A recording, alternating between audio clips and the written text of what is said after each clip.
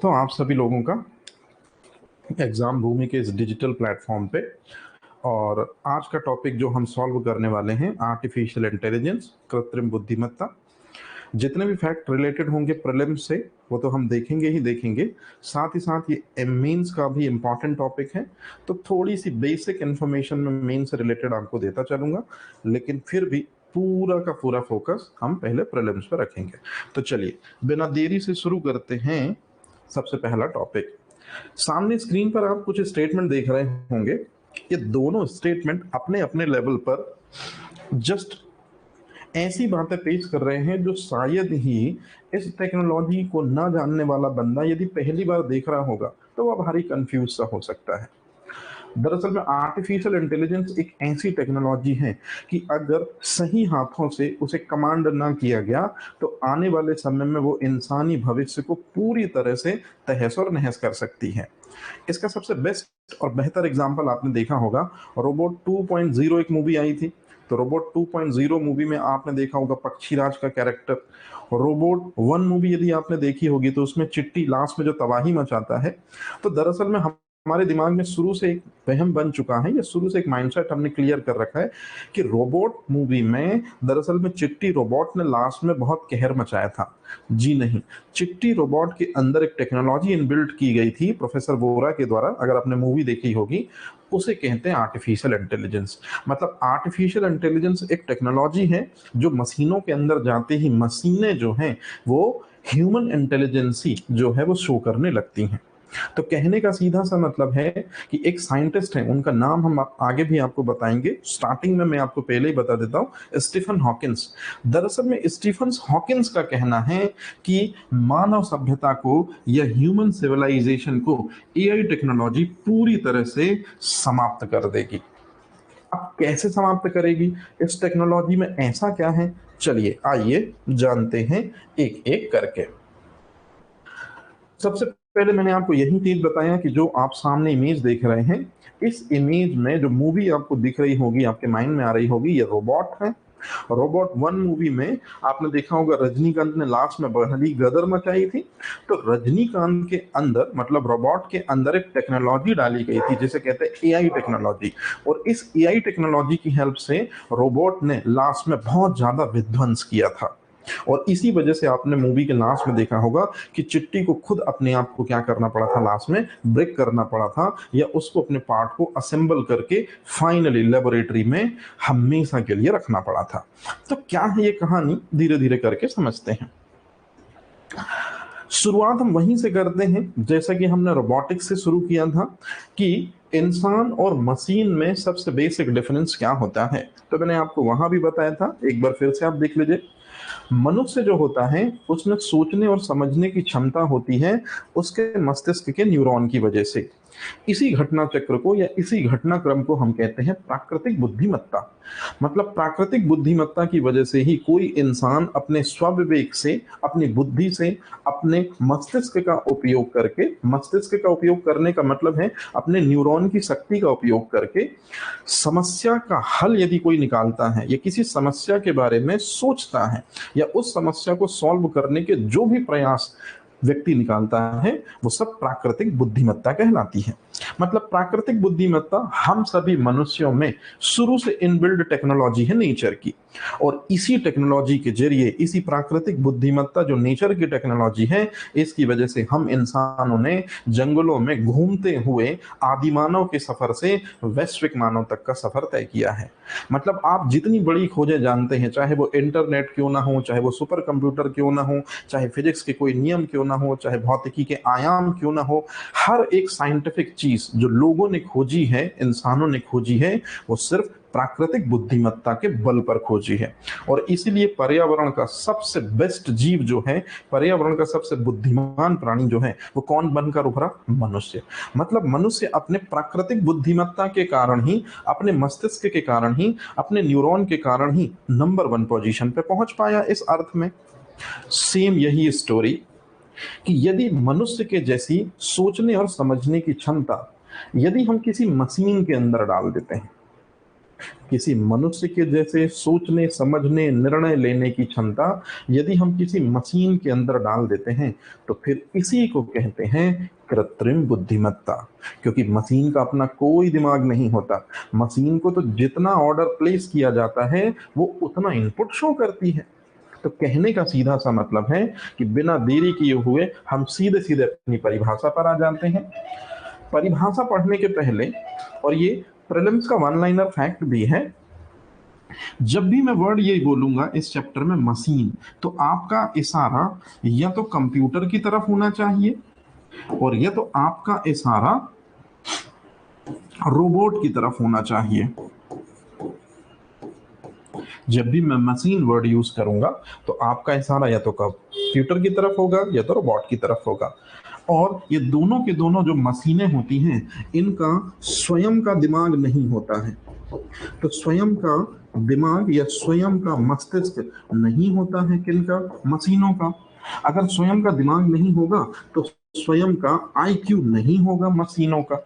अब स्टोरी सिर्फ इतनी सी है कि मशीनें जो आईक्यू लेस होती हैं, मशीनें जो दिमाग विहीन होती हैं, यदि कुछ ऐसा हम करें कि मनुष्य के जैसी जो सोचने की क्षमता है, मनुष्य के जैसी किसी चीज को समझने की क्षमता है, मनुष्य के जैसे किसी भी कला को सीखने की क्षमता है, और मुश्किलों में या परेशानियों में निर्णय लेने की जो क्षमता है, और कई बार यदि परेशानियां नहीं भी आती तो सामान्य तरीकों से जो इंसान निर्णय लेता है।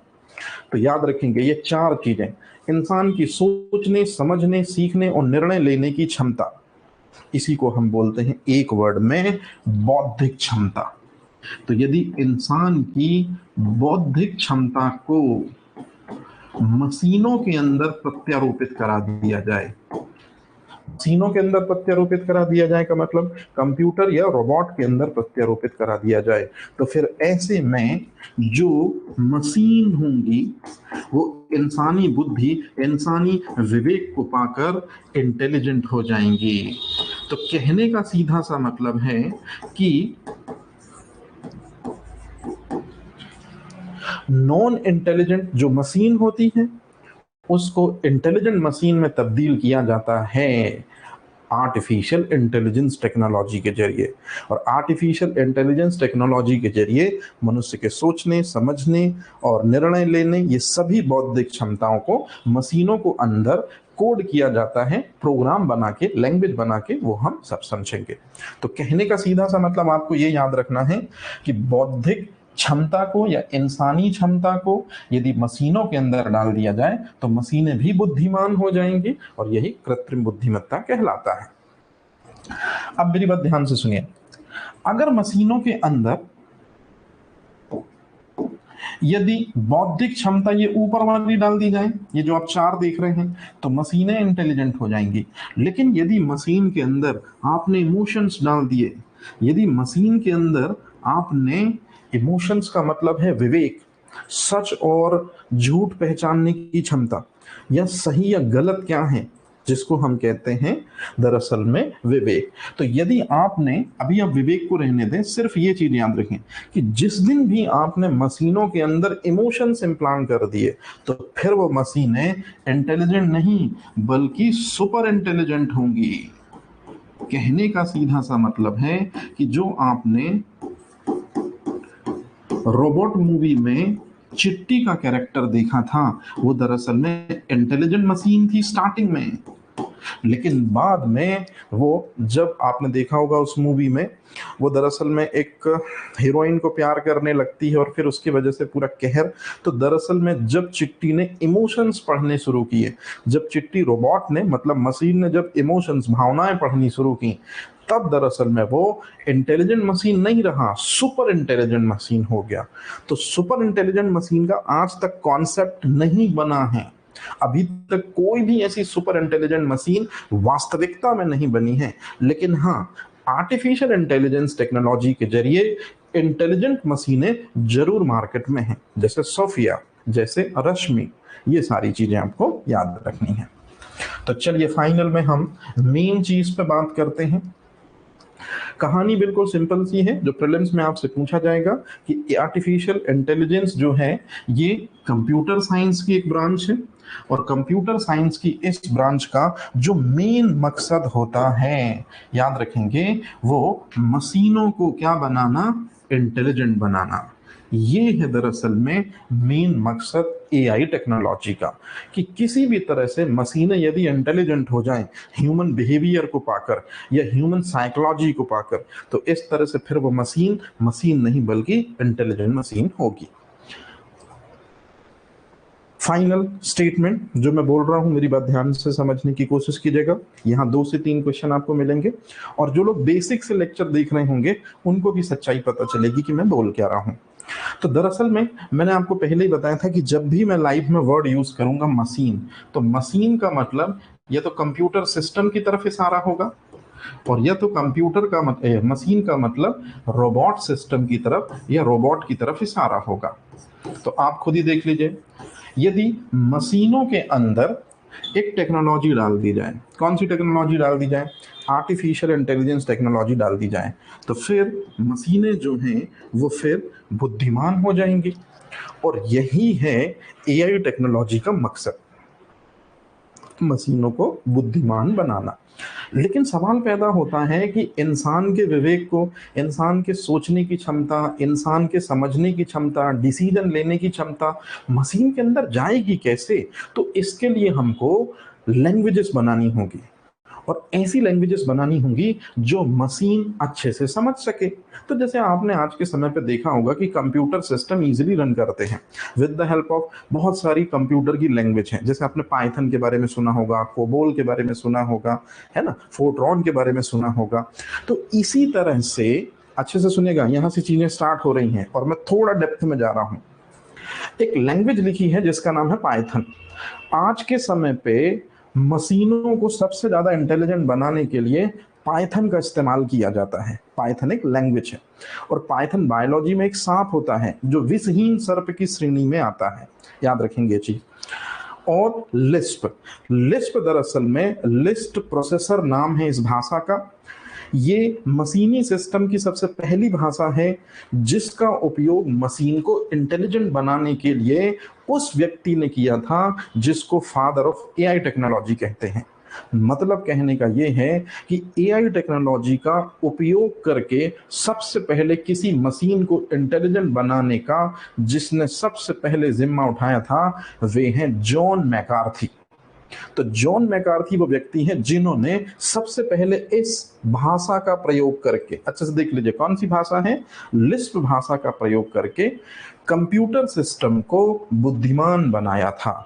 मतलब कहने का ये हुआ कि जब आर्टिफिशियल तरीके से मशीनों को हम बौद्धिक रूप में विकसित बनाते हैं तो यही कृत्रिम बुद्धिमत्ता कहलाती है। अब यहां से प्रीलिम्स के वन लाइनर फैक्ट शुरू होते हैं, जो उम्मीद करता हूं कि आपने भी कभी ना कभी पढ़े होंगे और ये आपको भी याद होंगे। अब जो चीज मैं आपको बता रहा हूं मेरी बात ध्यान से सुनिए, कि जो हमारा चैप्टर है एआई, है ना, ये सबसे पहले वर्डिंग किसने यूज करी? तो सबसे पहले मेरी बात आप ध्यान से सुनेंगे, यहां पर एक व्यक्ति आपको दिख रहा होगा, इनको हम कहते हैं एलन ट्यूरिंग। ये एलन ट्यूरिंग जो हैं ये दरअसल में ब्रिटेन के हैं, याद रखेंगे ब्रिटेन के हैं, और ये मैथमेटिशियन हैं, मतलब ये एक बहुत अच्छे गणितज्ञ हैं, लेकिन साथ ही साथ में ये कंप्यूटर के बहुत अच्छे जानकार हैं। कायदे से अगर सच में देखा जाए तो जॉन मैकार्थी से भी पहले आर्टिफिशियल इंटेलिजेंस के बारे में सबसे पहले अगर किसी के दिमाग में संकल्पना उपजी तो वो है दरअसल में एलन ट्यूरिंग। और ये एलन ट्यूरिंग जो हैं इन्हीं को दरअसल में आधुनिक कंप्यूटर का जनक माना जाता है। जैसे कंप्यूटर का जनक किसे कहते हैं, सबसे पहले कंप्यूटर किसने बनाया था? चार्ल्स बेबेज ने। तो ये चीज तो ऑलरेडी आपने सुना ही होगा कि चार्ल्स बेबेज जो हैं, मैं थोड़ा सा पेन का निब जो है वो मोटा कर ले रहा हूं ताकि आपको चीजें समझ में आए। तो चार्ल्स बेबेज जो व्यक्ति हैं, याद रखेंगे ये ब्रिटेन के हैं, इनकी नेशनैलिटी भी ब्रिटेन है। अच्छा, ब्रिटेन से चार्ल्स बेबेज तो है ही हैं। आपने कभी ना कभी न्यूटन के बारे में सुना होगा, तो जी हाँ, न्यूटन भी कहाँ से हैं? ब्रिटेन से हैं। आपने एक नाम जरूर सुना होगा स्टीफन हॉकिंस का, हालांकि अब वो हमारे बीच नहीं है, मोटर न्यूरॉन बीमारी थी उनको और कुछ समय पहले उनकी डेथ हो गई। तो स्टीफन हॉकिंस, न्यूटन, जिन्होंने गॉड पार्टिकल खोजे थे साल 1964 में, पीटर हिग्स जिन्होंने परमाणु की खोज करी थी, जिनको मैं जेडी बोलता हूं हमेशा, John Dalton, these are all britishers. याद रखेंगे, ये चारों के चारों साइंटिस्ट जो हैं ये सब ब्रिटेन से हैं। तो अभी जो मेन स्टोरी है वो ये है कि चार्ल्स बेबेज दरअसल में वो पर्सनालिटी हैं जिन्होंने कंप्यूटर की खोज करी थी। लेकिन याद रखेंगे, जैसा कंप्यूटर आज हम यूज करते हैं ऐसा कंप्यूटर नहीं। सबसे पहला यांत्रिक कंप्यूटर खोजा था इन्होंने, मतलब सबसे पहले डिस्कवर कंप्यूटर जो है वो यांत्रिक मैकेनिकल कंप्यूटर है, जिसमें लकड़ी का माउस होता था। डगलस इंजेलबर्ट ने सबसे पहले उसको बनाया था। तो कंप्यूटर को जिसने सबसे पहले बनाया वो भी यांत्रिक कंप्यूटर, मैकेनिकल कंप्यूटर बना चार्ल्स बेबेज की हेल्प से। लेकिन अगर मैं आपसे पूछूं कि जैसे कंप्यूटर आज हम यूज करते हैं with the help of electricity की मोड से, ऐसे कंप्यूटर सबसे पहले किसने बनाए थे? एलन ट्यूरिंग ने। तो मैं यहाँ सिर्फ ट्यूरिंग लिख दे रहा हूं ताकि आपके दिमाग में चीजें क्लियर रहें। तो एलन ट्यूरिंग जो हैं इनको कहते हैं आधुनिक कंप्यूटर का पिता, father of modern computer science, आधुनिक कंप्यूटर का पिता। तो ये थोड़ा सा आप याद रखेंगे कि कंप्यूटर का पिता किसे कहते हैं और आधुनिक कंप्यूटर का पिता कौन है, याद रहेगा। मतलब जॉन मैकार्थी से भी पहले जिसने सबसे पहले एआई टेक्नोलॉजी के बारे में दुनिया को बताया या सबसे पहले अपनी संकल्पना दी, विचार प्रस्तुत किए, वो असल मायने में है ट्यूरिंग। तो ये आप याद रखेंगे कि आर्टिफिशियल इंटेलिजेंस के क्षेत्र में सबसे पहला प्रयास जो है दुनिया को बताने का कि ऐसी कोई टेक्नोलॉजी होती है, साल 1950 में इन्होंने ही दुनिया को ऐसा बताना शुरू किया कि मशीनों के पास अपना खुद का सोचने और समझने का क्षमता हो सकता है, मशीनों के पास अपना खुद का दिमाग विकसित करवाया जा सकता है।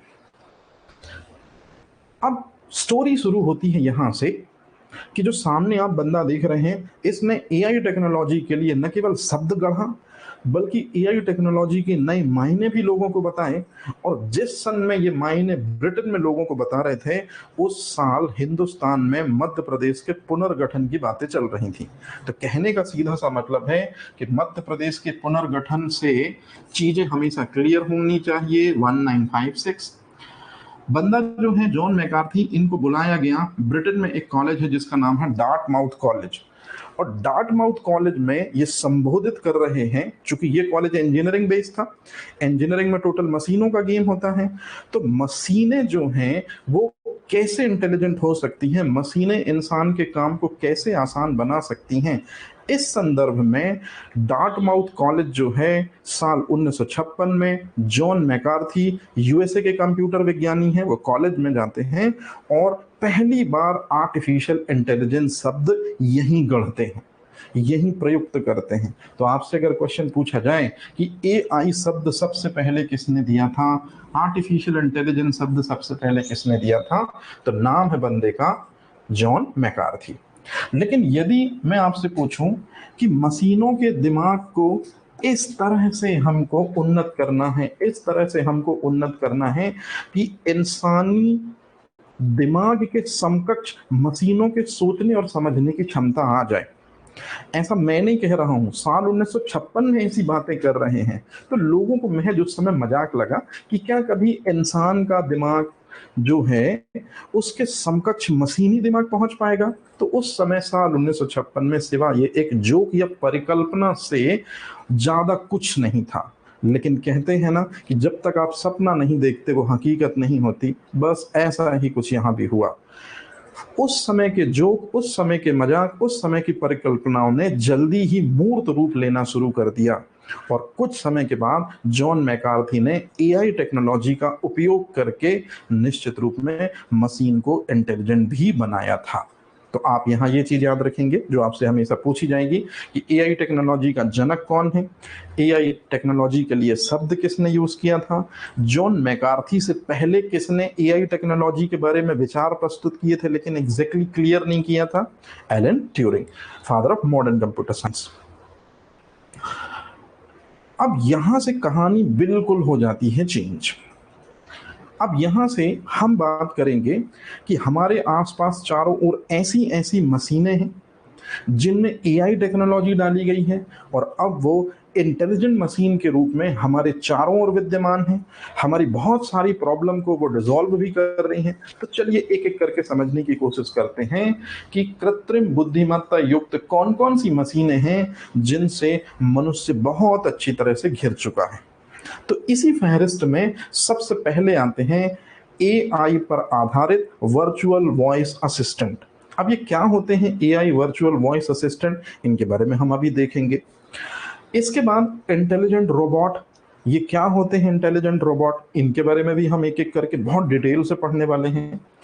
ड्राइवरलेस कार, ऑलरेडी आपको टेस्ला के बारे में पता होगा, एलन मस्क की कंपनी है टेस्ला, जिन्होंने स्पेस एक्स भी बनाई थी, है ना, और ट्विटर को कुछ समय पहले उन्होंने हैंडल किया अभी। तो वही जो बंदा है, नाम है एलन मस्क, उन्होंने टेस्ला कार बनाई, या टेस्ला कंपनी जो होती है वही टेस्ला कार बनाती है जो ड्राइवरलेस कार है। और सबसे लास्ट में है कुछ स्मार्ट कंप्यूटर जिनके अंदर एआई टेक्नोलॉजी डाली गई है, तो वो ह्यूमन से भी बेहतर इंटेलिजेंस ही शो करते हैं। तो चलिए आइए एक एक करके देखते हैं कि क्या है दरअसल में ये चीजें।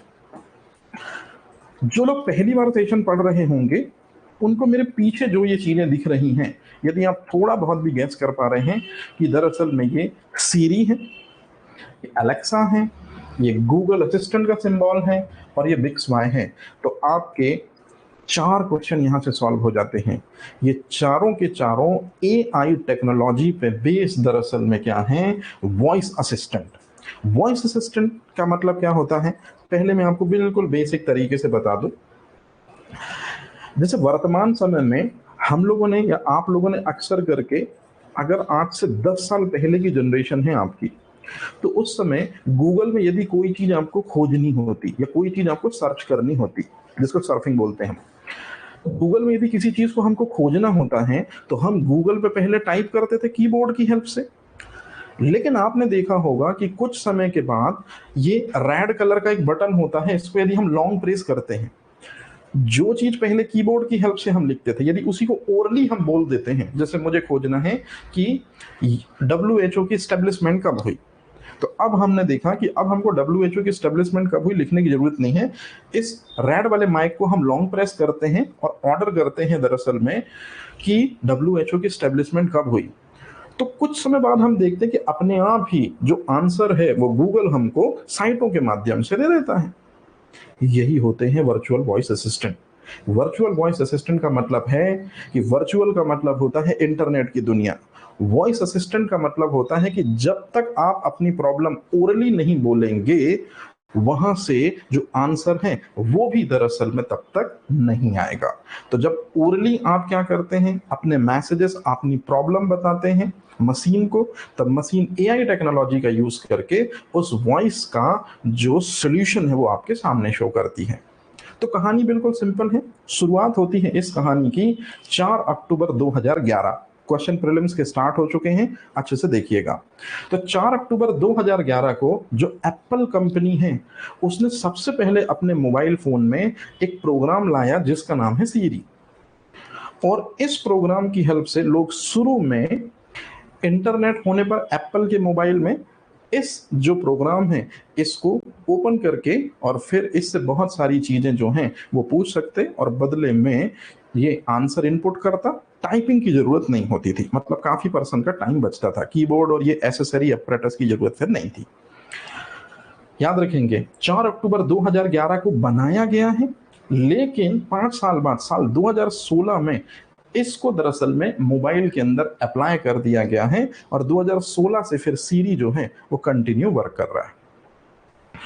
इसी से इंस्पायर होकर, याद रखेंगे 2011 इस घटनाक्रम से इंस्पायर होकर ही दरअसल में अमेजन एक कंपनी है जिसने बनाई एक डिवाइस जिसे हम कहते हैं अलेक्सा। और अलेक्सा जो है इसको इंडियन मार्केट में उतारा गया नवंबर 2014। हालांकि वर्ल्ड लेवल पर उतारा गया 2014 में नवंबर में, लेकिन इंडिया में आते आते दिसंबर, लेकिन हम 2014 में इसको कंसीडर करेंगे।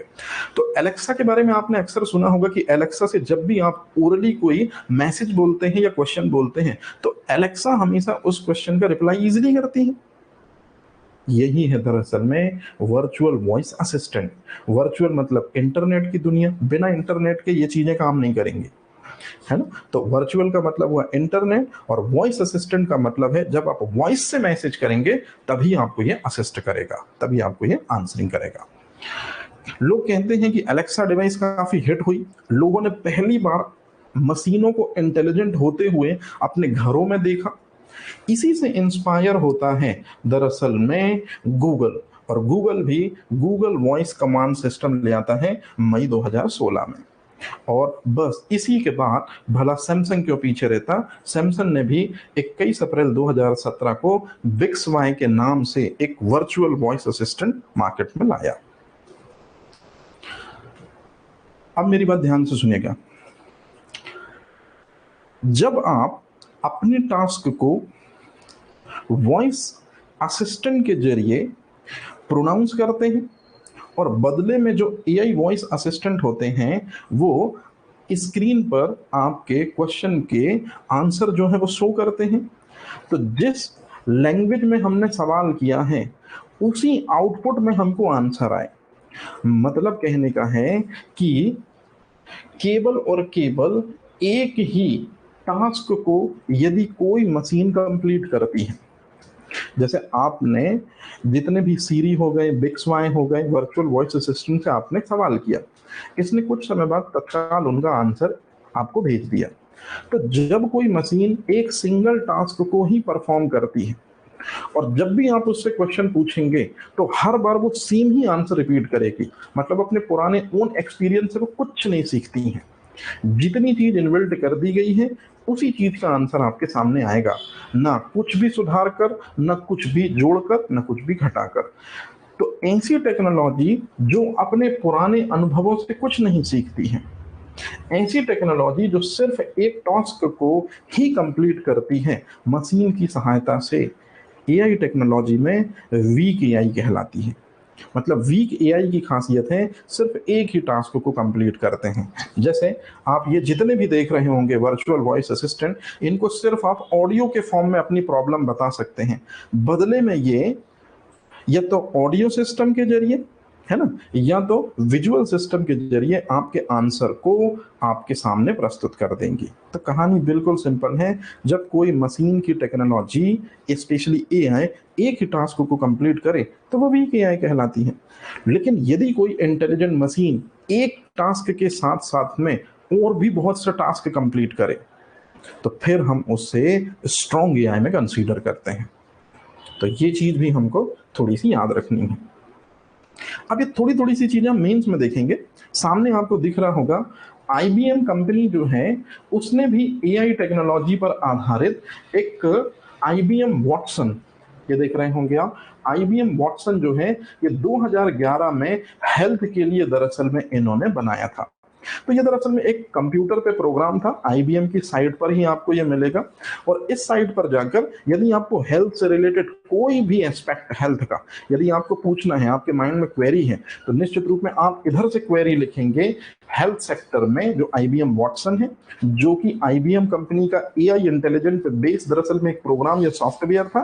तो फिर आपके द्वारा लिखी गई प्रॉब्लम को ये तत्काल आंसर के रूप में क्या करता था, ये बताता था। तो आपसे सिंपल सा एक क्वेश्चन पूछा जाएगा कि आईबीएम कंपनी ने एआई टेक्नोलॉजी पर बेस हेल्थ के लिए प्रोग्राम आईबीएम वॉटसन कब लॉन्च किया था?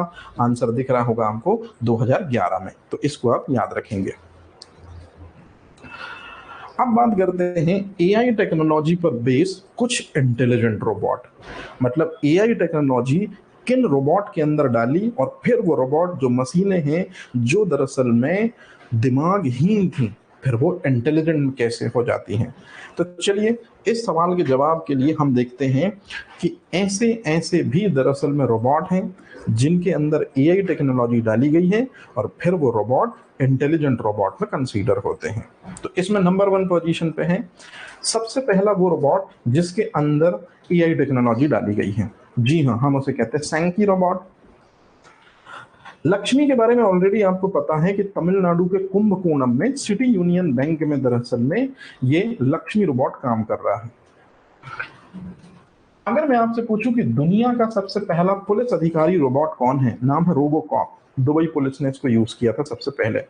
और दुबई पुलिस के रोबोकॉप से इंस्पायर होकर ही केरला में या केरला की पुलिस को दरअसल में एक रोबोटिक सिस्टम मिला है, नाम है केपी बोट। तो अगर मैं आपसे पूछूंगी केपी बोट रोबोट जो है वो इंडिया का सबसे पहला पुलिस अधिकारी रोबोट है। और आज के दिन ही अगर आपने न्यूज़पेपर पढ़ा होगा तो इसरो ने गगनयान की पूरी तैयारियां कंप्लीट कर ली हैं। और आई थिंक शायद एक कुछ समय के बाद 10-15 दिन या लगभग एक महीने के मैक्सिमम टाइम के बाद आप देखेंगे कि गगनयान जो है वो पॉजिटिव एस्पेक्ट में मिलेगा। तो इसी गगनयान में जिसमें हम एस्ट्रोनॉट भेजेंगे, 3 एस्ट्रोनॉट के साथ में एक हाफ प्रोटोटाइप रोबोट भी जाएगा जिसका नाम है व्योममित्रा। और मैंने कल व्योममित्रा के बारे में आपको रोबोटिक सेशन में बताया भी था कि ये हाफ ह्यूमनाइड रोबोट है, इसरो के द्वारा विकसित किया गया। पूरी बॉडी नहीं है, सिर्फ बॉडी में लेग के नीचे का पोर्शन, मतलब पेल्विक रीजन के नीचे का पोर्शन नहीं है, सिर्फ अपर बॉडी पार्ट है इसका। और ये जो क्रू होगा या जो भी इंजन होगा उसको दरअसल में कंट्रोल करेगा 3 एस्ट्रोनॉट के साथ में। अगर मैं आपसे पूछूं कि जितने भी रोबोट आप जानते हैं उन रोबोट में सबसे इंटेलिजेंट रोबोट कौन है, तो जी हाँ, 2016 में हैंसन कंपनी जो हांगकांग की थी उसने बनाया था दुनिया का सबसे बेस्ट, सबसे बेहतर इंटेलिजेंट रोबोट जिसे हम सोफिया के नाम से जानते हैं। और सोफिया के बारे में हमने प्रीवियस लेक्चर में आपको कुछ बताया भी था कि नो डाउट इंटरनेशनल वर्ल्ड पर सोफिया सबसे इंटेलिजेंट रोबोट है, लेकिन मैंने आपको एक कंपेयर करके बताया था कि सोफिया से बेहतर हमारा रश्मि है। अब ये क्यों, इसके लिए आपको पुराने लेक्चर देखने होंगे। जब भी हम बात करते हैं रोबोट में टेक्नोलॉजी की तो फिर हम इंदौर को भला कैसे भूल सकते हैं। जून 2017 में पहली बार ट्रैफिक को कंट्रोल करने के लिए इस रोबोट मतलब मशीन के अंदर एआई टेक्नोलॉजी को डालकर इससे यातायात को निश्चित रूप में प्रबंधित कराया गया। ये भारी ट्रैफिक को कंट्रोल करने के लिए पहली बार किसी मशीनरी का यूज या किसी रोबोटिक सिस्टम का यूज पूरे इंडिया में हुआ। तो इसलिए आपको ये याद रखना है। हालांकि मुझे ऐसा लगता है कि ये पॉइंट आपको याद होगा ही होगा और आपने कई बार ये पढ़ा भी होगा। बस मेरे हिसाब से आप जून 2017 वर्डिंग याद रखें कि जून 2017 में पहली बार ट्रैफिक को कंट्रोल करने के लिए इंदौर में दरअसल में इस रोबोट का उपयोग किया गया जिसका नाम है रोबोजीत। ये मैंने प्रीवियस लेक्चर में आपको बताया भी था। अब सवाल पैदा होता है कि टेस्ला एक कंपनी है जो ड्राइवरलेस कार बनाती है। ड्राइवरलेस कार का मतलब है कि उन कारों के अंदर कोई व्यक्ति नहीं होता है, उन कारों के अंदर एआई टेक्नोलॉजी होती है और एआई टेक्नोलॉजी की हेल्प से कारें जो हैं वो खुद अपने से मूव करेंगी। एक पर्सन जो है वो इंस्ट्रक्शन दे सकता है। तो थोड़ा सा इन कारों के बारे में भी देख लेते हैं जो स्वयं से इंटेलिजेंट कार हैं। सबसे पहले आपको सामने स्क्रीन पर एक व्यक्ति का चित्र दिख रहा होगा। इस व्यक्ति का कहना है कि यदि आप सपने नहीं देखते हैं तो उनको कभी हकीकत में पूरा नहीं कर सकते हैं। जी हाँ, मैं बात कर रहा हूं उस व्यक्ति की जो यूएसए का है और इन्हीं का नाम है एलन मस्क। तो एलन मस्क ने ही सबसे पहले आप देखिए एक कंपनी बनाई, उसका नाम है टेस्ला। टेस्ला कंपनी को बनाया 1 जुलाई 2003 में और टेस्ला कंपनी ने पहली ड्राइवरलेस कार लॉन्च की 10 साल बाद, मतलब 2013 में, वो भी 1 जुलाई को। और 1 जुलाई को हर साल हम क्या मनाते हैं? Doctors day. अब सवाल पैदा ये होता है कि जो ये कार है ना, जिनको हम स्वचालित कार बोलते हैं, जो अपने आप से चलेंगी एआई टेक्नोलॉजी का उपयोग करके, इन कारों को अपनी सड़कों पर मंजूरी देने वाला दुनिया का पहला देश दरअसल में ब्रिटेन बना है। लेकिन मैं एक चीज साफ साफ यहां बता दूं, हालांकि उनके लिए है जो थोड़ा जानना चाहते हैं, ब्रिटेन ने अपनी सड़कों पर एआई टेक्नोलॉजी कारों को परमिशन तो दे दी है, लेकिन इसके कारण जो है, जो जीवन बीमा वाली कंपनियां हैं ब्रिटेन की, वो पीछे हट गई हैं। जनरली सड़क पर कभी कोई एक्सीडेंट होता था तो ऐसा माना जाता था कि चालक की गलती है और निश्चित रूप में व्हीकल का दोषी चालक को माना जाता था क्योंकि वही चला रहा है और उसी की गलती की वजह से दरअसल में एक्सीडेंट हुआ। लेकिन जब से एआई टेक्नोलॉजी वाली कारें यदि सड़कों पर दौड़ेंगी तो सवाल पैदा होता है कि यदि उनसे कभी कोई हादसा हो गया तो इस बात की रिस्पॉन्सिबिलिटी कौन लेगा? क्या वो कंपनी लेगी, क्या कंपनी का ओनर लेगा, या उसके नाम जिसके नाम रजिस्टर है वो व्यक्ति लेगा? तो ये बहुत सारी खींचातानी वाली चीजें हैं, आपको इनमें अभी नहीं जाना है। मेन चीज याद रखती है कि Britain was the first country जिसने इंट्रोड्यूस किया इस सिस्टम को कि वेलकम है, इस तरह की कारें चल सकती हैं। इसी तरह से आप एक स्पीकर जैसी छोटी सी चीज देख रहे होंगे, इसे कहते हैं गूगल नेस्ट। दरअसल में गूगल नेस्ट क्या है? एआई टेक्नोलॉजी पर बेस एक मशीन है। इसमें एक स्मार्ट स्पीकर है जिससे आप चीजें बोल सकते हैं। इंटरनेट होगा तो ये ऑडियो के फॉर्म में आपकी प्रॉब्लम को जो है ये सोल्यूशन में बदल देंगी। दूसरी चीज है स्मार्ट डिस्प्ले, कुछ कुछ चीजें आपको दिखाएगा, टाइम भी दिखाएगा अगर आप बोलेंगे कि कितना टाइम हो गया, ह्यूमिडिटी क्या है, और सबसे इंपॉर्टेंट चीज कि माफी चाहता हूं, कमरे के टेम्परेचर को कंट्रोल भी किया जा सकता है। तो जैसे आपने देखा होगा कि एसी वगैरह होता है, उसमें एक सिस्टम होता है रिमोट का जिसकी हेल्प से आप टेम्परेचर को कम या ज़्यादा कर सकते हैं।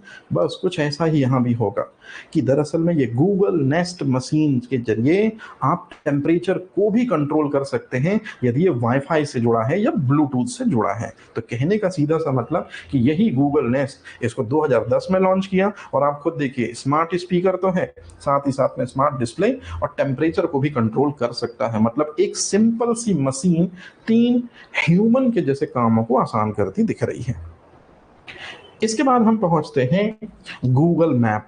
तो गूगल मैप के बारे में आपने ऑलरेडी सुना होगा कि आप इंटरनेट पर आप किसी से रास्ता पूछने की जरूरत नहीं है, सीधे गूगल मैप पर आप लोकेशन डालते हैं और आप देखते हैं कि उस लोकेशन को फॉलो करते हुए आप स्टार्टिंग पॉइंट से एंड पॉइंट तक पहुंच जाते हैं।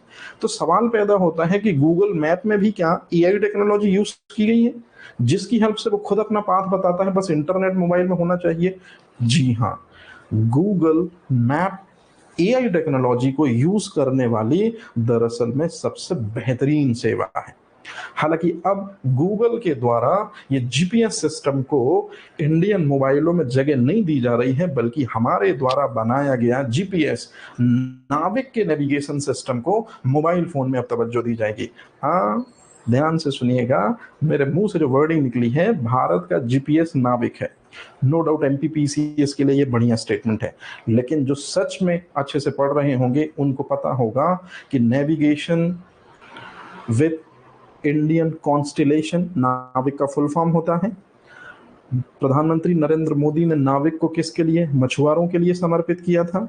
अब ध्यान से सुनिए, असल में नाविक इंडिया का जीपीएस नहीं है, आरपीएस है, रीजनल नेविगेशन पोजीशनिंग सिस्टम।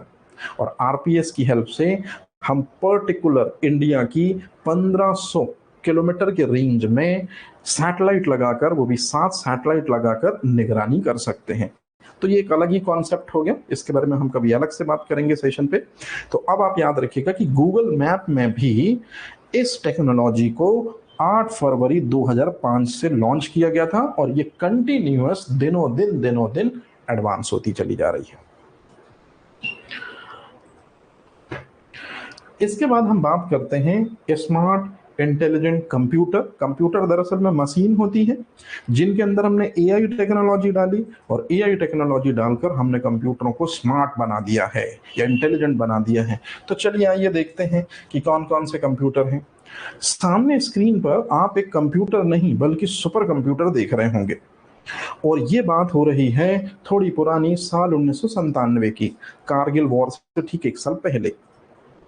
साल 1997 में जो रशिया हैं वहां के ग्रैंड मास्टर, मतलब जो चैंपियन हैं चेस में, उनका नाम है गैरी कैस्परोव। आप चाहें तो इमेज में भी देख सकते हैं, हालांकि इमेज में वो कुछ उदास या निराश से दिख रहे होंगे।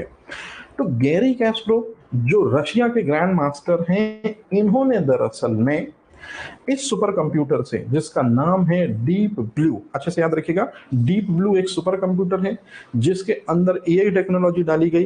तो पहली बार साल 1997 में एक इंसान का मुकाबला एक मशीन से होता है जो इंसान अपनी फील्ड में महारत लेकर बैठा है। उसका मुकाबला पहली बार एक इंटेलिजेंट मशीन से होता है। और फाइनल में इस मुकाबले को देखने के लिए कितने लोग आए थे आप देख सकते हैं, और क्या क्यूरियोसिटी रही होगी। और फाइनल में हुआ वही जैसा लोग चाहते थे कि इंसान का मशीन से मुकाबला होने पर शायद मशीन जीत जाए, तो यहां शायद नहीं, डेफिनेटली मशीन ही जीती थी।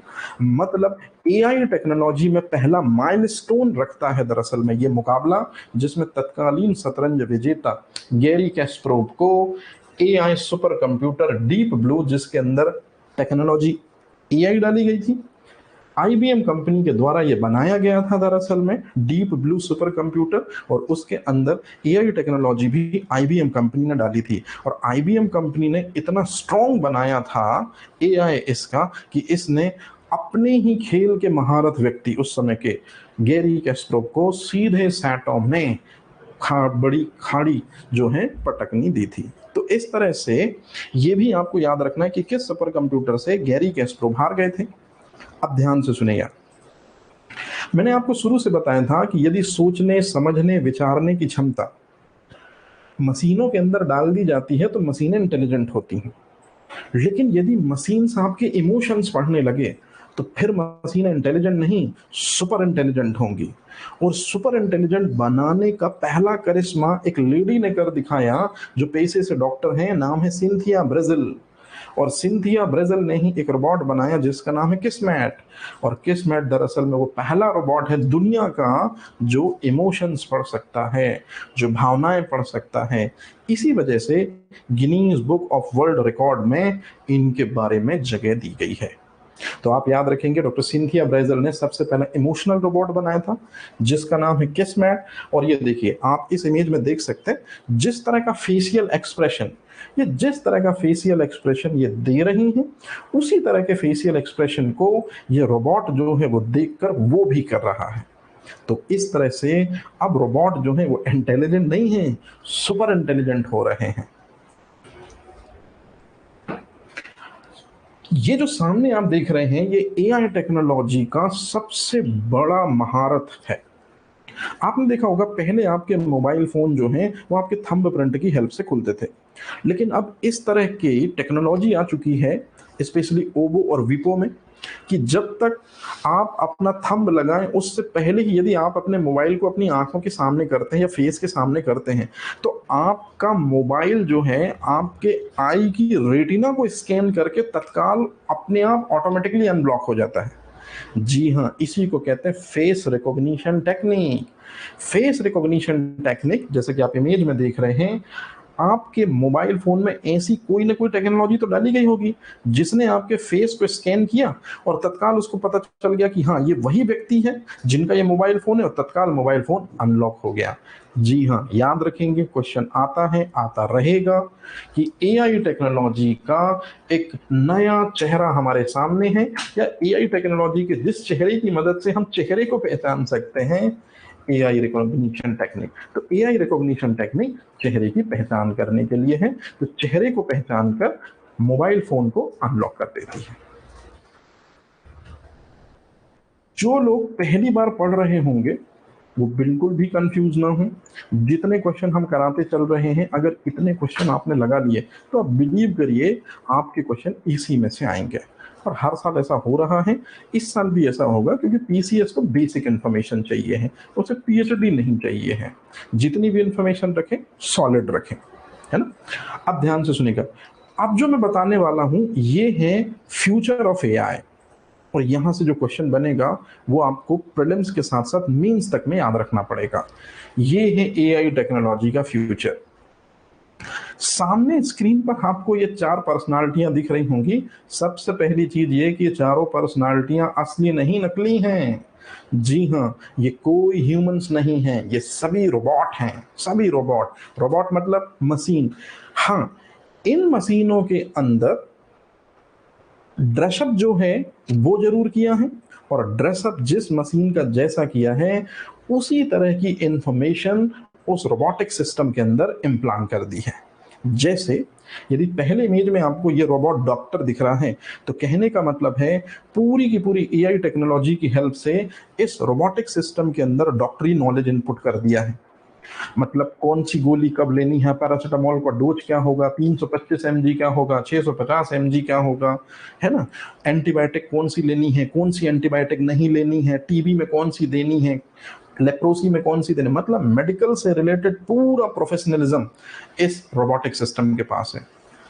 अब होगा क्या, कई बार मेन डॉक्टर छुट्टी पर चले गए, कई बार मेन डॉक्टर के घर में कोई काम आ गया, कई बार मेन डॉक्टर के घर में कोई डेथ हो गई, कई बार मेन डॉक्टर के घर में कोई भी पर्सनल प्रॉब्लम आ गई।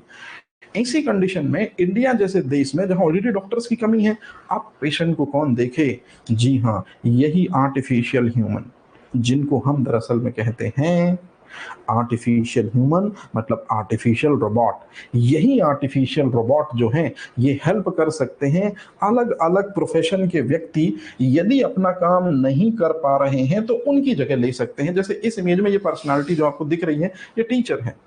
यदि टीचर की तबीयत नहीं है खराब, या टीचर को यदि किसी तरह की कोई प्रॉब्लम है, तो फिर उस दिन क्लास में कौन खड़ा होगा? तो जी हाँ, दुनिया में सबसे पहली जो कंपनी है जिसका नाम है बायजूस, आपने नाम बड़ा सुना होगा। हालांकि स्टार्टिंग में इसके शेयर बहुत तेजी से हाइक हुए थे, और जैसे जैसे आफ्टर कोरोना फिर इसके शेयर जो है वो काफी कमजोर या वीक होने लगे। तो जी हाँ, इसी ने सबसे पहले एजुकेशन सिस्टम में रोबोटिक सिस्टम को यूज किया, जिसके अंदर फुल एजुकेशनल नॉलेज था। और जब रोबोटिक सिस्टम में एआई टेक्नोलॉजी डालकर उसको एजुकेशन फील्ड में उतारा जाता है, तो इसे एआई ट्यूटर कहा जाता है। तो एआई ट्यूटर दरअसल में वो शिक्षा विशेषज्ञ रोबोट होता है, जिसको उस समय उपयोग में लाया जाएगा जब टीचर या तो अनुपस्थित है, और या तो कई बार स्टूडेंट को और बेहतर तरीके से उस कॉन्सेप्ट को समझाने के लिए इनका उपयोग कर सकते हैं। मतलब कहने का है कि डिफरेंट डिफरेंट प्रोफेशंस के व्यक्तियों के अंदर हम उनके प्रोफेशनल का नॉलेज भरकर एआई टेक्नोलॉजी की हेल्प से ऐसे लोगों को मार्केट में हम उतार सकते हैं। और नियोन दरअसल में वो सबसे पहली कंपनी है यूएसए की जो आर्टिफिशियल रोबोट या आर्टिफिशियल सिस्टम को बना रही है। तो ये है दरअसल में फ्यूचर ऑफ एआई टेक्नोलॉजी। हालांकि इससे कुछ लोग कह रहे हैं कि चीजें नहीं होंगी, कुछ लोग कह रहे हैं कि जॉबलेस सिस्टम की शुरुआत यहीं से होगी।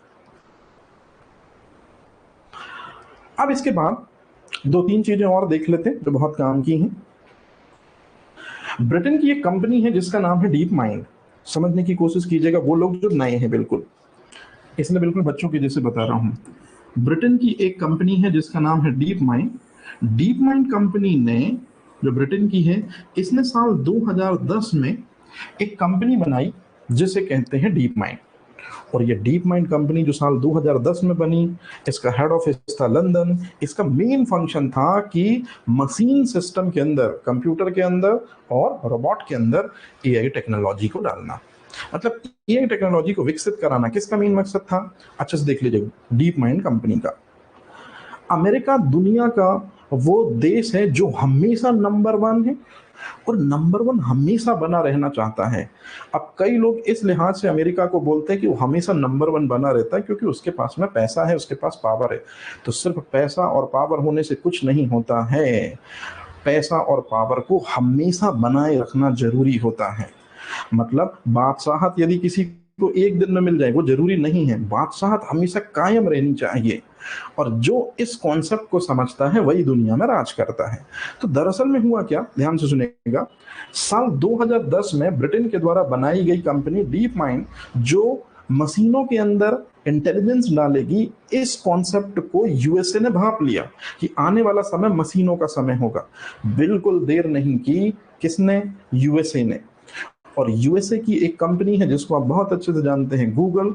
उसने दरअसल में ब्रिटेन से एक सौदा किया, और उस सौदे में ब्रिटेन की कंपनी डीप माइंड को गूगल ने खरीद लिया और नया नाम रखा गूगल डीप माइंड। तो गूगल डीप माइंड जो नाम हुआ है वो 2014 में हुआ है। मतलब 2010 से लेकर 2014 के बीच में डीप माइंड कंपनी के अधिकार क्षेत्र का मालिक या ओनर ब्रिटेन था। लेकिन 2014 के बाद डीप माइंड को किसने कैप्चर कर लिया? गूगल ने कैप्चर किया। नया नाम क्या दिया? Google deep mind. और 2014 से गूगल डीप माइंड ने ऐसे ऐसे चमत्कार किए हैं जिन चमत्कारों के बारे में हम कल बड़े विस्तार से पढ़ेंगे। तो आज का सेशन हम यहीं तक रहने देते हैं, कल मिलेंगे और ये चैप्टर को कंप्लीट करेंगे।